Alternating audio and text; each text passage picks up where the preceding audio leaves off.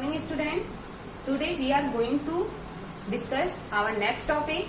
Everyone open your book and open chapter 8 and page number 79. Everyone open your book. And our today's topic is safety on road.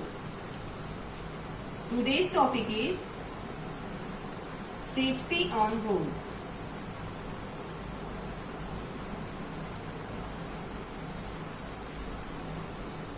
Safety on road. Everyone look in the book. Always walk on the footpath. हमें हमेशा footpath पे चलना चाहिए. Cross the road only at zebra crossing. Zebra crossing से हमेशा road को cross करना चाहिए. जेब्रा क्रॉसिंग इस तरीके से होता है, आपने देखा होगा. जेब्रा क्रॉसिंग एक पार्ट जो होता है वो ब्लैक होता है एंड एक पार्ट जो होता है वो व्हाइट होता है.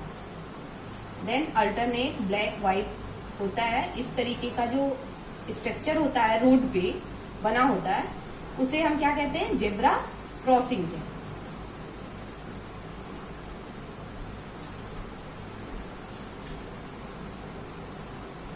ओके, इसे हम क्या कहते हैं? Zebra crossing. और हमेशा रोड को क्रॉस कैसे करना चाहिए? जेब्रा क्रॉसिंग से ही रोड को क्रॉस करना चाहिए. Okay, if there is no zebra crossing, अगर जिस भी रोड पे जेब्रा क्रॉसिंग नहीं होता है, लुक बोथ वेज केयरफुली, तो हमें दोनों साइड केयरफुली देखना चाहिए बिफोर क्रॉसिंग द रोड, जब हम रोड को क्रॉस करते हैं. Do not ride your cycle on A busy road.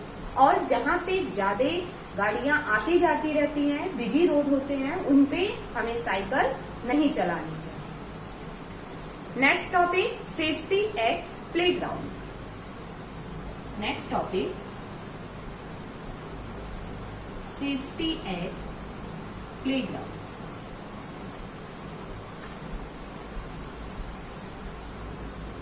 Safety eight playground. Okay, our second topic. Everyone look in the book. Always play in the playground. हमेशा playground में खेलना चाहिए और इन ए पार्क या फिर किसी पार्क में खेलना चाहिए. It is very dangerous to play on the road. और बहुत ही खतरनाक, डेंजरस मतलब होता है खतरनाक, और बहुत ही खतरनाक हो सकता है जब हम किसी रोड पे खेलते हैं. Never tease stray animals. हमें जानवरों को परेशान या उन्हें हर्ट नहीं पहुंचाना चाहिए. Do not fight with other playmates. जो आपके साथ खेलते हैं उनके साथ हमें लड़ाई नहीं करना चाहिए. Always wait for your turn. हमेशा अपनी बारी का इंतजार करना चाहिए. ऑन द स्लाइड और स्विंग. जब आप किस स्लाइड करते हैं या फिर आप आप कोई भी गेम खेलते हैं तो हमें अपनी बारी का, अपने टर्न का इंतजार करना चाहिए, वेट करना चाहिए. Okay, next topic first aid.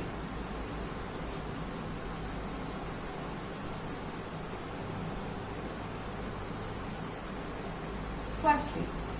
First aid means होता है प्राथमिक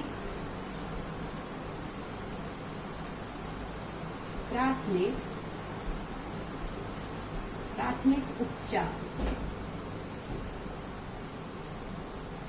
okay, the immediate treatment given to an injured person before arrival the doctor. Doctor के आने के पहले इंजर्ड पर्सन को जो ट्रीटमेंट दिया जाता है उसे हम क्या कहते हैं?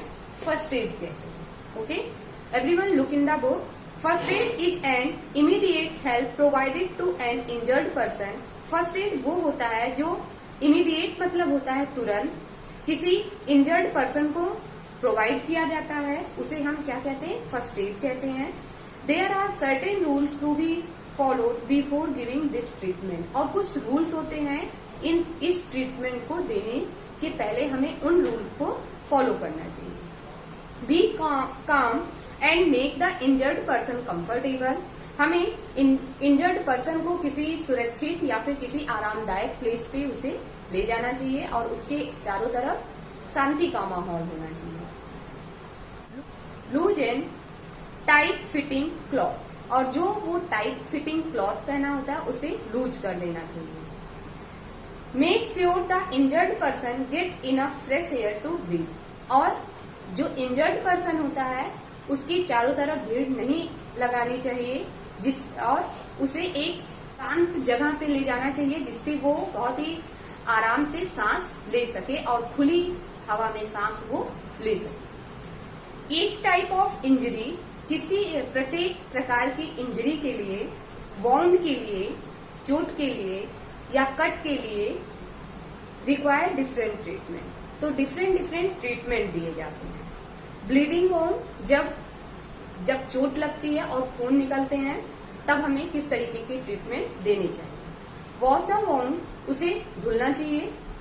चोट लगी हुई जगह पे हमें, जगह जो होती है उसे हमें साफ करना चाहिए कूल वाटर, ठंडे पानी से। Pat it dry with sanitized cotton pad and apply antiseptic cream और लोशन। हमें ड्राई क्लॉथ जो सैनिटाइज किया हुआ होता है उस क्लॉथ का यूज करना चाहिए और उस पे एंटीसेप्टिक क्रीम या लोशन का यूज करना चाहिए। टाई ए बैंडेज, उसे बैंडेज से बांध देना चाहिए। On it tightly so that the bleeding stop, और उसे टाइटली बांध देना चाहिए जिससे ब्लीडिंग स्टॉप हो जाए, रुक जाए। To avoid any infection, infection को रोकने के लिए do not let the wound come in contact the dirt, drip and flies, और इन्फेक्शन से बचने के लिए चोट को खोलना नहीं चाहिए और उसे डस्ट से, गंदगी से और फ्लाइज, मक्खियों से उसे दूर रखना चाहिए। Everyone turn your page. If someone फेंट, फेंट मीन्स होता है बेहोश। अगर कोई बेहोश हो जाता है तो हमें कौन सा ट्रीटमेंट देना चाहिए। इफ एनी पर्सन फेंट, अगर कोई पर्सन बेहोश हो जाता है, मेक हर या him lie down with leg rise, पैर को नीचे, पैर ऊपर और सर नीचे करके उसे लेटा देना चाहिए। And the knee lower then her head body, और हेड को बॉडी से लोअर रखना चाहिए, मतलब नीचे रखना चाहिए। This won't help the blood to flow faster, जिससे ब्लड बहुत तेजी से फ्लो होने लगती है बॉडी में इनटू द ब्रेन, और ब्रेन तक पहुंच जाती है। Wait till the help arrive, जब तक कोई आ नहीं जाता है तब तक उसके साथ ऐसे ही करना चाहिए। बर्न्स, जब कोई जल जाता है तब हमें किस तरीके के ट्रीटमेंट करने चाहिए। Put the burn area under running water, running water के नीचे हमें जो बर्न एरिया होता है उसे रखना चाहिए। When the burning sensation has subsided gently apply antiseptic cream और lotion on the affected area.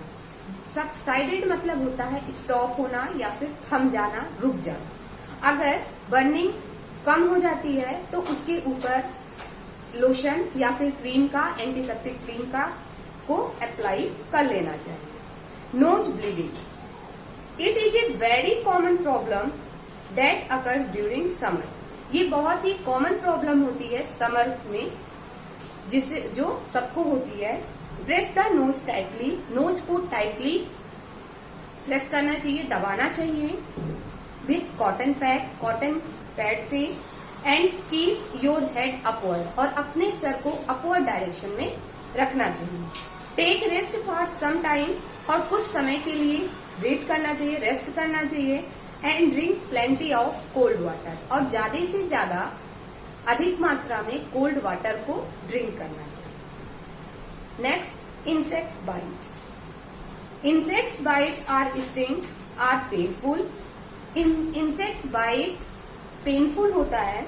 Gently रब एंड आइस क्यूब, उसके ऊपर आइसक्रीम रब करना चाहिए, रगड़ना चाहिए। ऑन द अफेक्टेड एरिया, जो एरिया अफेक्टेड होती है उसके ऊपर आइस रगड़ना चाहिए। अप्लाई एंटीसेप्टिक क्रीम और कैलामाइन लोशन, या फिर उसके ऊपर एंटीसेप्टिक क्रीम या कैलामाइन लोशन का यूज करना चाहिए ऑन द अफेक्टेड पार्ट। जो पार्ट अफेक्टेड होता है उसके ऊपर कैलामाइन लोशन या फिर एंटीसेप्टिक, किसी भी एंटीसेप्टिक क्रीम का यूज करना चाहिए।